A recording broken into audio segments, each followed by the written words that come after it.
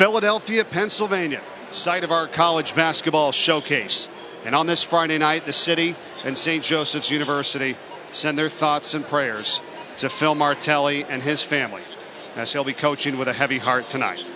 Just 2 days ago, his father, Pops Martelli, passed away at the age of 87. He came to every practice, every game, at home and on the road, and was always so grateful to be a part of the Hawks. He completed every game by standing outside the locker room, shaking every coach and player's hand, and just saying, thank you. Tonight, he's honored here in Philadelphia. And for that, here is St. Joe's Public Address. He is so talented with the basketball in that paint. What about the starting five for St. Joe's here tonight, and how their lineup has changed throughout the season as Charlie Brown banks in a three? Well, that's Pops. That's Pops right there. Reaching down saying, first shot's got to go. I love it. But Bess is just a big NBA guard. Brown gets fouled, and he hits the shot as Bess got him on the arm. Well, like I said, always has the green light. Like you, Mike Corey, and shoot around. I mean, folks, it's unbelievable. The guy just shoots only when he has it. But Charlie Brown always eyes on the rim, squares up, and he's going to rise right up. Nice little reach.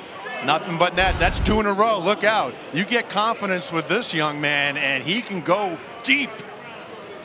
Actually, both teams are fighting over you to try to get a practice jersey on you out there to get you back in the swing of things to help their cause during practice. They're so limited with their numbers. Well, I was talking to Taylor Funk for St. Joe's. He spent the day in bed with the flu, not starting tonight, and they only have 6 scholarship players. So,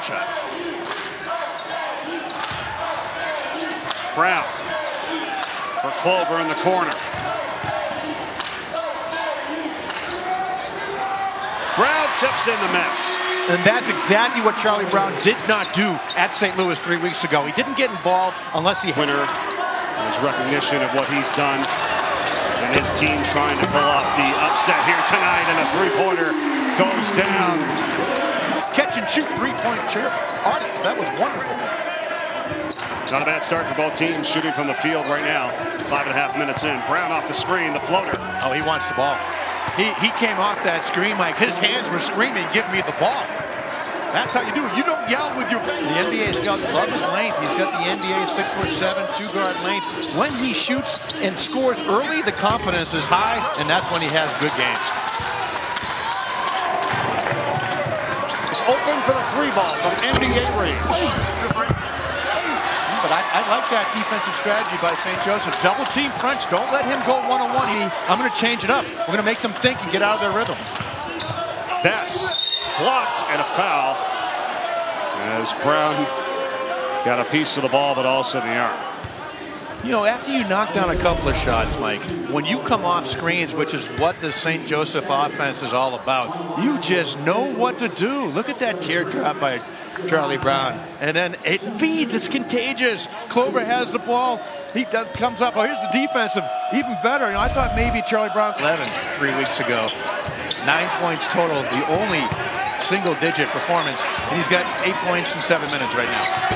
Add to that total. I mean, 12 points. I'm sorry. He's got 12 points. Woo! And fuego. What a start. 5 for 5 from the field for Charlie Brown. There is Isabel, back to Bess. Fadeaway mid-range shot. Doesn't get the bounce. 13-point lead for the Hawks. We are now exactly halfway through the first half. Edwards. And everything is going down right now for St. Joe's. You know, and Charlie Brown is so much into this game. Like 3 weeks ago, offensive set. St. Joe's has done a good job rebounding. Great job by Foreman getting in and getting that offensive rebound. Well, they had missed 10 in a row until that one, and now they get a steal. St. Louis wanted to walk there on Bynum. Or double dribble or something. Yep. Here's a three instead, Charlie Brown. You know, Mike, you told me we can't let this guy get going. I think it's official. Forms has got some pretty good freshmen. Those Duke Blue Devils cannot wait to watch that game. The rematch against Virginia tomorrow. Charlottesville is going to be rocking tomorrow night. And here's a steal from the Billikens and Javon Bess. It's a good one, no, and it's out of. It's better for Virginia. I think Tony Bennett won't let two guys score 25-plus points a second time. That is going to be a phenomenal college basketball game. What a three put down by Taylor Funk. And DJ just need to do something about slowing this tempo down. It's been 1-2 passes and let it rip, and the Hawks are knocking it down. Brown on a crossover, and then that move off the window. You can't draw that up. You know, Coach Martelli was telling Brown early on, step up. Everyone was blacking out to cover the three-point shooters. Speaking of threes, Billikens fire away again. That's off and rebounded by Brown. It was key, those two that they hit, though, to get scored. And, you know, Billikens are somewhat in striking distance, really.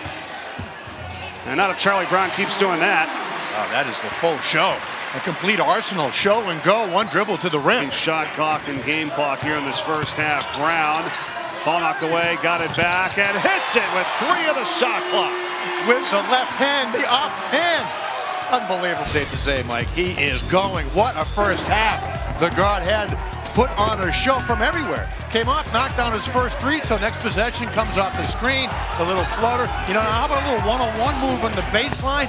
Oh, man, now I'm going to step it back and knock it down. Okay, make him put the ball on the ground. How about in control off the glass? And then the left hand at the end of the shot clock, down at the end of the first half. That's just a thing of beauty. And when you run at him, he's now getting to the rim, not settling for just the perimeter jump shot. Well, you think about this, that on the left side was the entire game in the first meeting versus St. Louis, and here's what he's done already tonight in just the first half. So you go from 1 for 11 to a perfect 9 for 9 from the field, and the Atlantic 10's leading scorer, Charlie Brown. Funk going after it. And now another jumper, and that's the first miss tonight for Brown, but an offensive rebound by... He came right out of his basketball playing career and was a head coach. And today is an outstanding coach for St. Louis. Brown lays it in for St. Joe's. Ford spent 5 years at Eastern Kentucky, 3 at UMass, 8 at Oklahoma State. And that is going to be one I'll be watching. You're going to work with my good friend, Timmy Welch, too. He said to say hello. Here's a 3 other way for St. Louis, not there. Yeah, those two teams 9-1 in the American, both probably headed to the dance in the top 25 matchup. Almost a fun merit because of what they had returning. And, you know, obviously this guy tonight is playing like a first-team All-League player in Charlie Brown. When you make your first 9 shots, you're going to make your team look good. Well, that's what the top of the scouting report said for ESPN2. Don't let him get going. Now, you've watched him all season long. He's got going quicker this night than any night, correct, Charlie Brown? Well, considering his only basket at St. Louis came with 33 seconds left, the bar wasn't very high. But to make that 3, and then he started. Who shoots turnaround mid-range bank shots anymore? I know you did back in the day. I saw 1 or 2. But in rhythm, you made a great point. Right. He's just so old school, really. Well, we mentioned, Phil said, stop playing fast and play quick. You know, get under control at St. Louis. Great point made by you, Joe and Mike. That doesn't happen very often. Collaboration between me and Plansky here with you in the middle. Well, apparently we've got a couple more dates coming up because of all these great Friday. Earlier, he is taking what the defense has given him tonight, and he has really exploded. Love that turnaround on the baseline, and I can tell you, in the summer, he's just here all the time. All the time. And even last year when he was injured, some would say that being in here, potential multi-bid leagues are losing ground. The Pac-12 is really historically weak.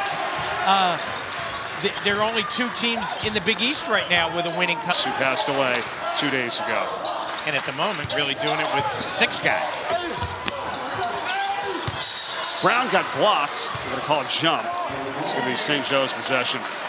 Well, you look at these 2 teams. Let's say one of these 2 teams win guard position. There's Charlie Brown on the rebound. Got hit in the face. Let's hope he's going to be okay. He'll shake it off, and St. Joe's has a 23-point lead. Joe, great to see you as always. Keep up the great work. Love following you with college basketball. Right, left. I mean, I know he has more than 40 dunks. He probably has more than a dozen missed dunks. I mean, everything is just a power move for Zion. That game comes your way tomorrow night, 6 o'clock Eastern on ESPN. The rematch, Duke and Virginia, number 2, number 3. We'll have it for you and looking forward to watching it. And our big college basketball Saturday coming your way here. And love being on these Friday night matchups in the Atlantic 10. And